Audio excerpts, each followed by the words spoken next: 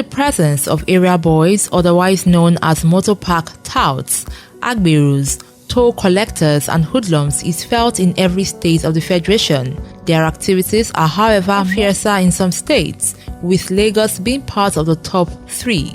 This has, however, been described as a problem. A security expert, Chibueze Igwe, speaks on the history of area boys. They sprang up in the early 1980s. Most of them drop out from schools. Most of them have become a cankerworm in our society.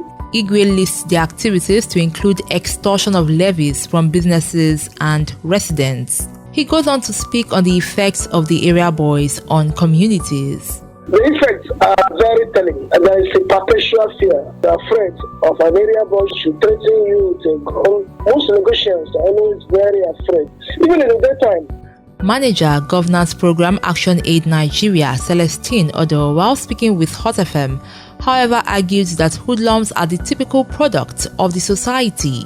The Nigerian youth have been neglected over time. Nigerian unemployment is 27.something%, but among the youth, it's higher. You don't call somebody a hoodlum. These are people that were never cared for. They don't understand what is called love. Nobody has ever shown them love. So they grow up the way they grow hardened. To check activities of these organized youth on roads, some of who work under the umbrella of the National Union of Road Transport Workers, NURTW, the Lagos State Government on August 3, 2012, enacted the Lagos Road Traffic Laws, which bans the activities of the touts, both at motor parks and at bus stops. However, the activities continued, with people, especially drivers, lamenting about the levies paid to these group of individuals.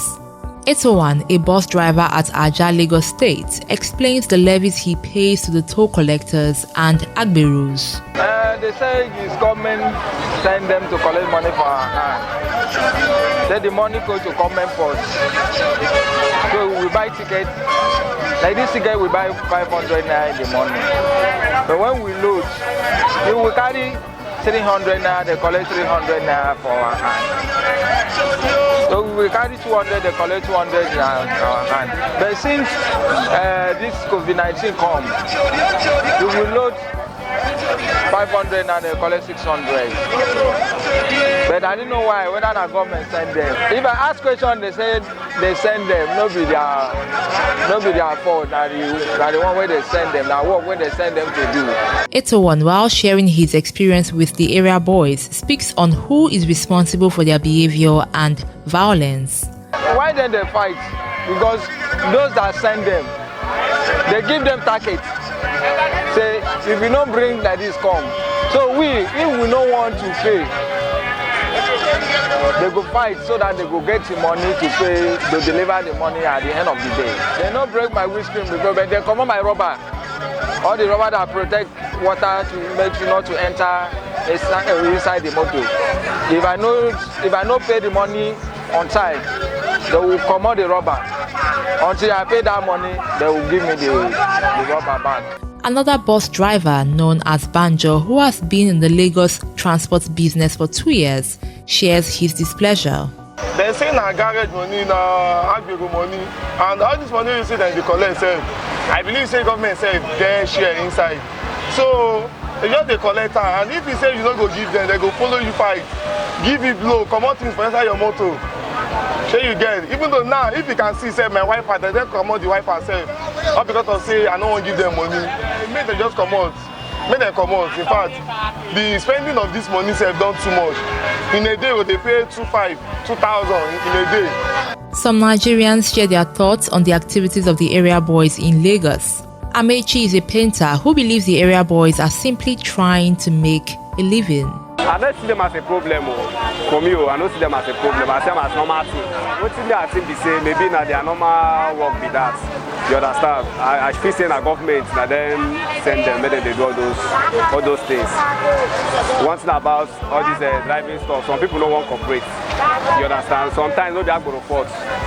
You get because at the end they find their own daily bread. A commuter who gave his name as Uzo, however, has a different opinion. Normally it should be something like a revenue generating platform, but it's been abused. Most times it delays people who go to work because there's usually fight and rancor between the drivers and them. So I don't think it's not encouraging.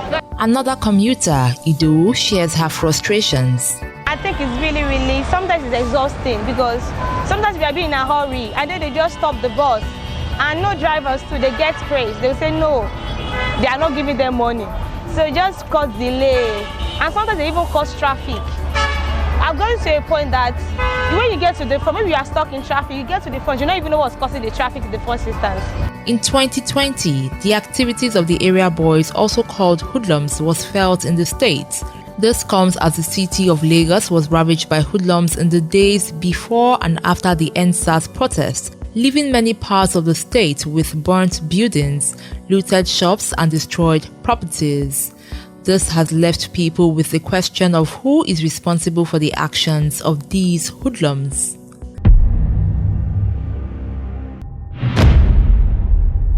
The area boys are perceived in different lights amongst Nigerians, with many believing that these group of youths, some of whom are unemployed, are used as tools to disrupting the peace in the society. Looking at the life of these area boys, questions like how exactly do these group of youths become the so-called area boys? Why are they violent? And who do they report to is heard and often debated. Korede Sule, who has been a ticketer and area boy for 20 years at CMS Lagos State, shares his story while also speaking on the arguments that collectors and area boys are the brain behind fights and vandalism in the society. Anytime I come this road, I know the happy. In fact, it boil my mind because sometimes police go slap person for road. Police go slap person based on say they do this kind of work. And this kind of work, I know be better work. People where they find trouble, they do different. People where they say they need money, they come for far place, they do different. Not be all of us they find trouble. Because people where they get children, where they get wife for house now go find trouble for outside, where they do conductor, or where they do agbero. Where go carry money, go house, go feed them in pikin and wife. Now go they fight. No. Those people where they fight, they don't get work, they know they work. Maybe all those people where they fight causes then they disturb. Sule goes on to reveal who they remit the monies collected to. This money, if you work and finish, maybe I do conductor now, 2 days. They will give me 2,000. If I reach house, I'll give my wife 1,000, take 1,000, let me go 1,000. If my pikin they go school, I'll give her 500. The remaining 500, I will keep her. Junior, different past conductor, like Agbero now, and then they deliver money. But people where they shadow, they do conductor, nobody can, they don't fit deliver money to anybody. Biodun works at an Agbero. He talks about how he is being perceived amongst Nigerians because of his job and how he remits the money he gets. I do Agbero work here. I don't start around 2001. When I was start around. About the start around. Apart from the back to 30,000 naira. 30,000 how much it about 500 to 2,000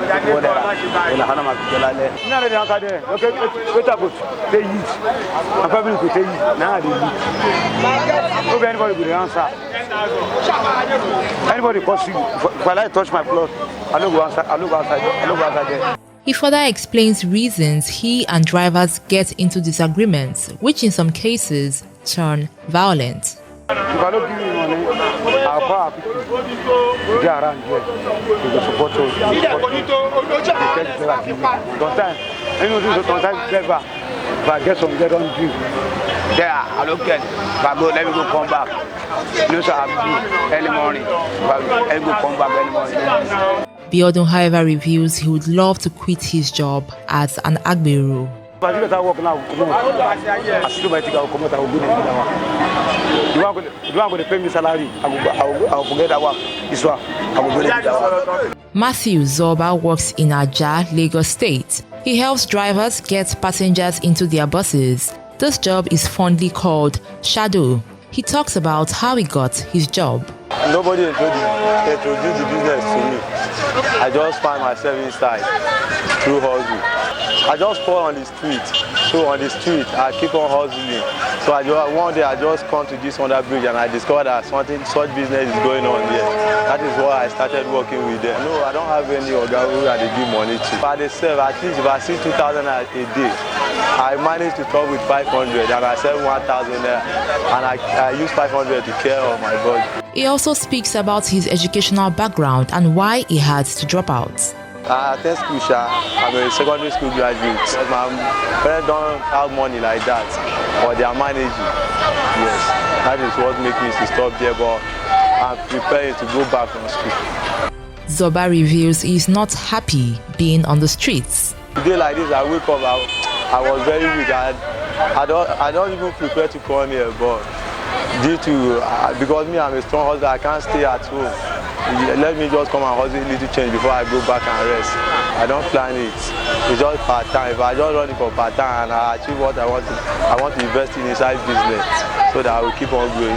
Even though my must coming, I will sit there and I still do hustle. They don't know, I actually know the kind of hustle I did the hustle. In response to the problem of area boys in the Lagos environs, there have been some blind eye response on the part of the security agents in the state. This seems to be the best the security agents can do as they preserve communal peace, as they are always outnumbered. Security analyst Chibueze Igwe calls this self-preservation. On ending the ravaging problem of hoodlums in Lagos, Manager Governance Program Action Aid Nigeria Celestine Odo speaks on how to reconcile area boys back into the society. There should be deliberate attempts by the state governors to map out funds that will go into youth development programs. So that keeps them busy. So government should engender initiatives that can empower the youths at different forms. With all that has been said, the call for these youths to get educated has been suggested by Lagosians as the best way to ending the hoodlum problem in Lagos and in Nigeria. A commuter, Idowu, shares the same thoughts. I see them as a problem, but they are not the kind of problem you eradicate completely. These are people you need to educate. You need to educate them. See, they are also part of us. The fact that they don't go to school does not mean they are no human beings or they are not even part of the citizens of Nigeria. No, they are. There are some people that give them money, like all these big daddy. When you just see them outside and you want to give them money, you educate them and then you give them money so that education will stay with them. This report was packaged and brought to you from Hot FM's newsroom. I am Lucy Ohiri.